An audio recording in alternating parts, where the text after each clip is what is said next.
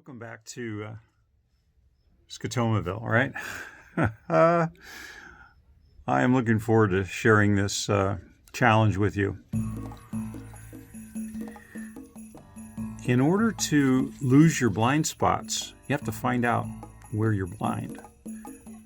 In order to do that, it really helps if you can experience it firsthand, where you go from thinking you're got it all together, and the first thing you discover is, oh, what the hey? I don't know what? And then you get all the emotional cascade from your, all that stuff that's locked up in there gets going in your amygdala and fires up all the adrenaline, and the fight or flight gets going, and you get frustrated, or whatever your pattern is, that all gets triggered.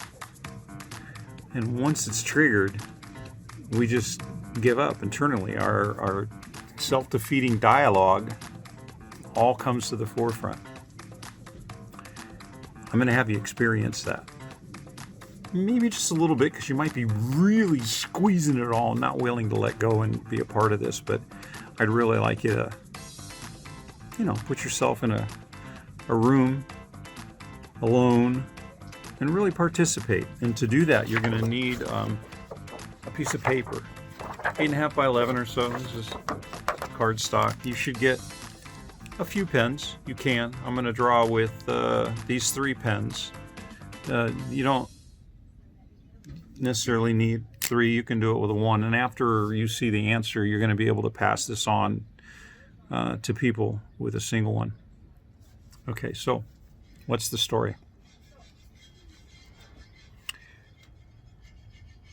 There used to be consequences, pretty darn severe consequences, to former civilizations. We're pretty civilized today. And we don't actually chop your head off, but we will socially cut you off. Or, as you're probably doing now, you're isolated, self-quarantined.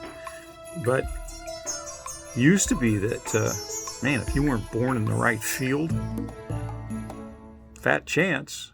The only way you could get out was to outsmart things. And so your intellect, rather than your luck or your heritage, was one of the few things that could get you from the majority into the minority, right, into the ruling class, if you were smart. There's lots of biblical stories about,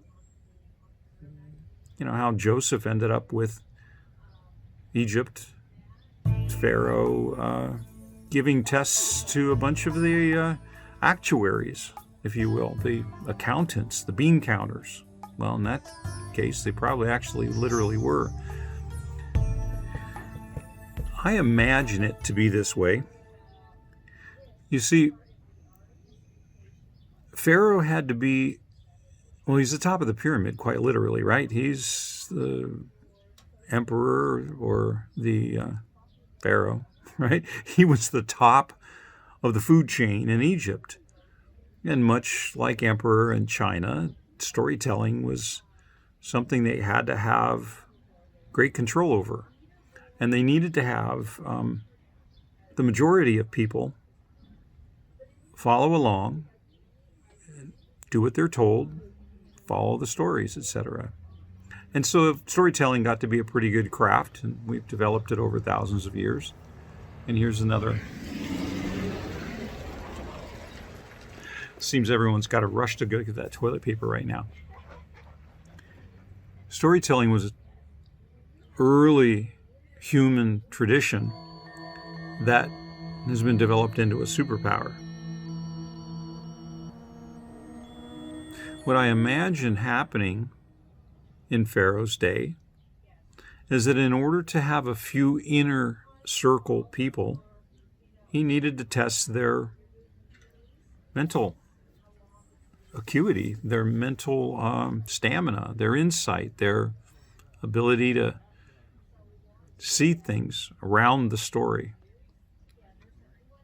And so he created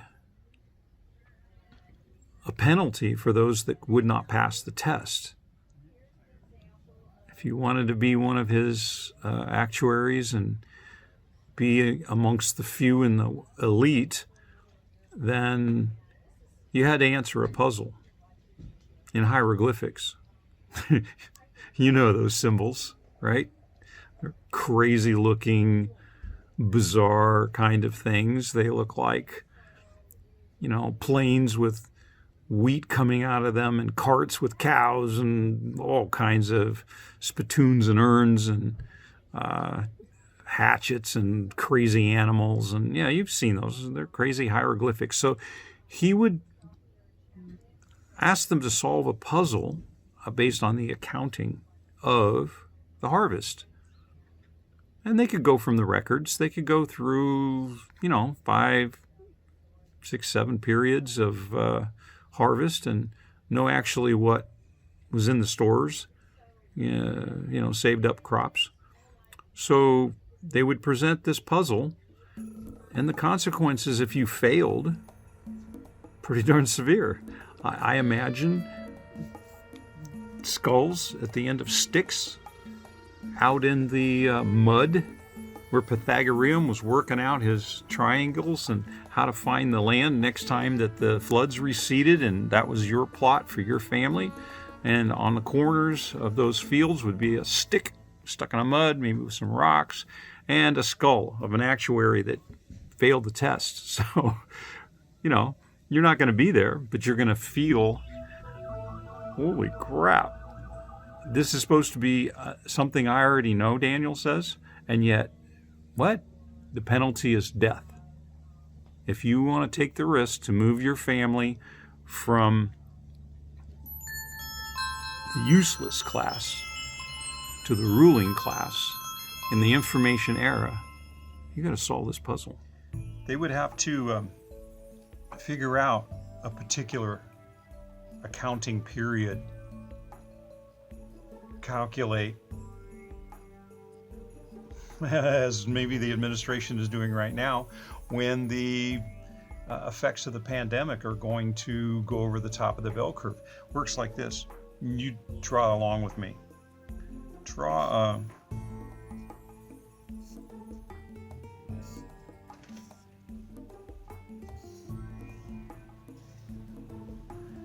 kind of like ground, right? The hieroglyphics you see around there always had sort of a stabilizing, if you will, or a reference point to measure from. And the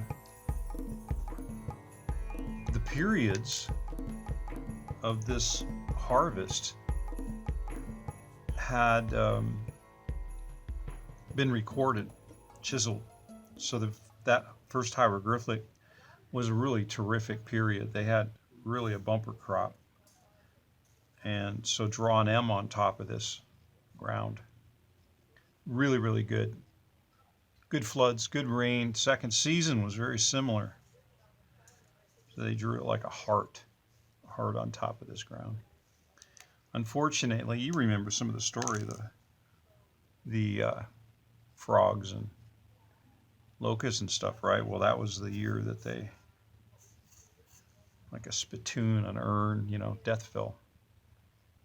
And then there was a bit of a rebound, they could restock things, and toilet paper got put back on the shelves, and hooray, not quite as good as it used to be, but still that M looking thing. And then everyone else beat them to the harvest, and it was a really lousy year, right? Similar to. So Pharaoh would say, all right, there's these 5 former periods, right? You can see the change in how there's a pattern here. So he would go, all right, you're my smart ruling class.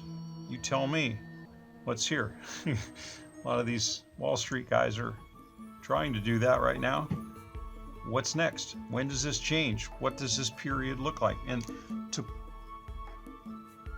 history shows us, and you already know this, you know what the answer is here, right? There's a proof to it. Looks like that. It's an inverted pyramid. So that's the proof of the whole thing. So you know what goes here, right? Of course you do. You learned it in 2nd or 3rd grade. You saw this puzzle. You use this almost every day of your life. I know you do. Think about your feelings right now. They're getting interrupted with...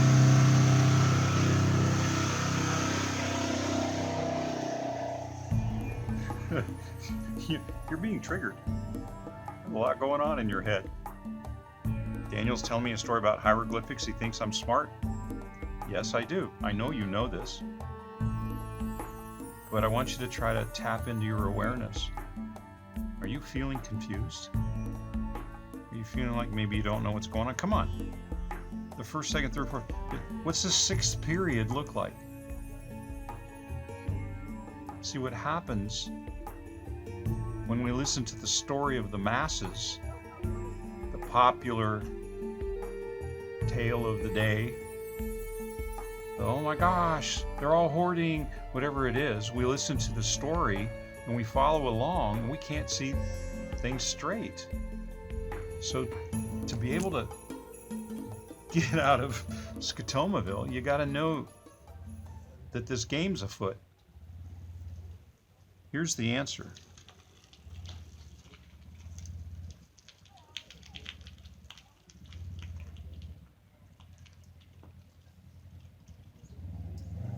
Takes me a second to draw it. I got to think about it.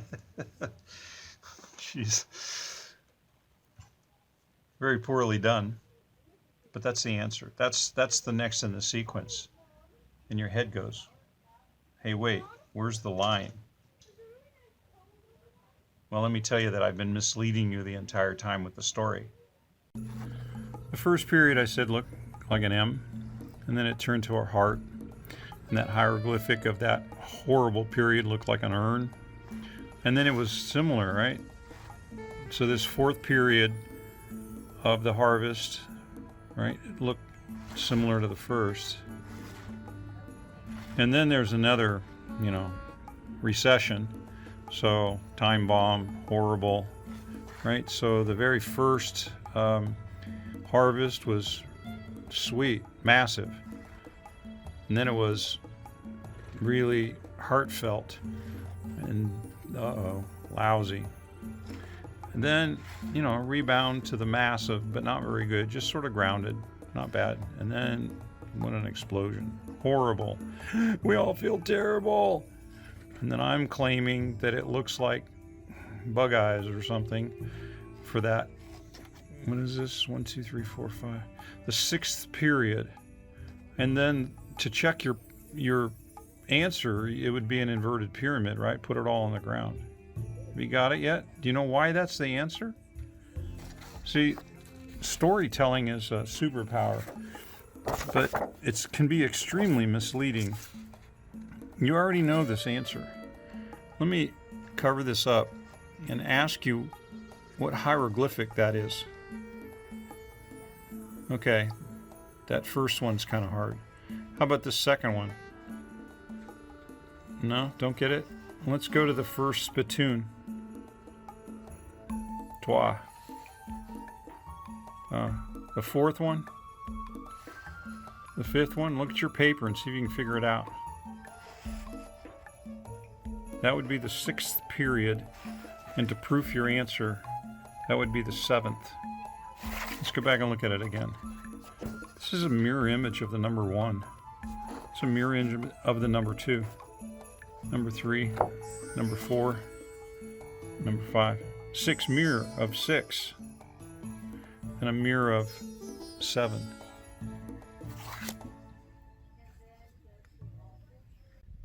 So what's the application?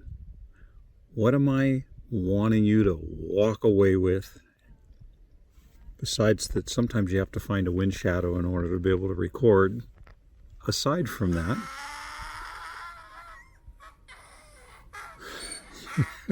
the doggy's got the idea.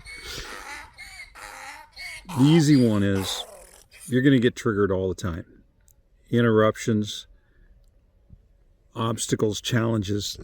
The more you try to become self-aware, the more you're aware of those things. But when it comes to storytelling, they're everywhere. And you have to learn, critically important, to ask the question on every story you hear. Yeah? And what are the other facets? What are the other angles? What was the guy that used to say? Now you know the rest of the story.